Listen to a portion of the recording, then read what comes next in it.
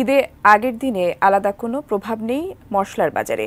চড়া দামের কারণে পরিমাণে কম কিনেছেন ক্রেতারা। ক্রেতা উপস্থিতি কম থাকলেও শেষ দিনের কেনাবেচায় সন্তুষ্ট বিক্রেতারা। বাড়ির পানে ছুটছে মানুষ, তাই ঢাকায় যারা ঈদ করবেন শেষ মুহূর্তের কেনাকাটায় তারাই বাজারে। তবে বেশিরভাগ মানুষ ঢাকা ছাড়ায় বাজারে ক্রেতার সংখ্যাও কম। ঈদুল আজহায় পেঁয়াজ, আদা, রসুনের চাহিদা তুলনামূলক বেশি থাকে, তাই সরবরাহ বেশি। তবুও ঈদের আগে এসব পণ্যে ক্রেতাকে গুনতে হয় বাড়তি দাম। 15 দিন আগে কিছু কম দাম, অনেক কম দামে কিছু। গভর্নমেন্ট যদি একটু দেখাশোনা করে তাহলেই আমার মনে হয় যে দাম কমে যাবে।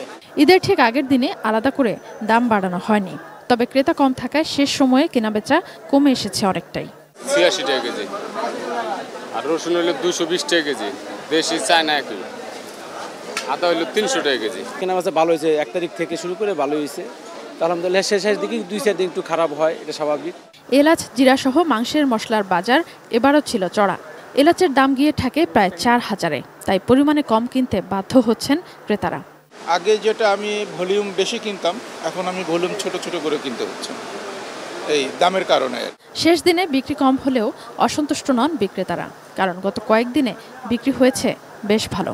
মানুষ তো সব দেশে চলে গেছে, তারপরে ভালো হইতেছে আল্লাহর রহমতে। দাম তেমন একটা বাড়ে নাই, যা মোটামুটি শুধু এলাচটার দাম একটু বাড়ছিল, ওগুলাই পরবর্তীতে ওই অবস্থায় রয়েছে, এখন আর ওর থেকে আর বাড়ে নাই। Sadia Afroz, ATN news, Dhaka.